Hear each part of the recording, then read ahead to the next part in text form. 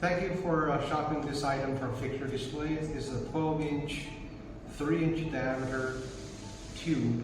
The 3-inch is nominal. The exact measurement is about 75 millimeters. And the dimensions are posted online. If measurements are critical to you, you better check with us to make sure it's a good fit. You can contact us, cs@fixturedisplays.com.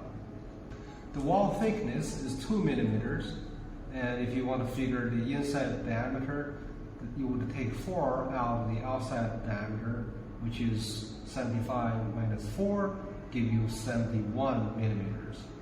Once again, if any of the distance are critical, you want to double check with us.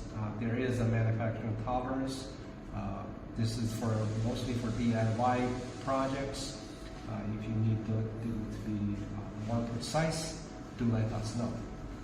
We also offer 24-inch and 36-inch versions. If you need longer or shorter versions, we do custom make. However, it does take some time. Thank you once again for shopping Fixture Displays.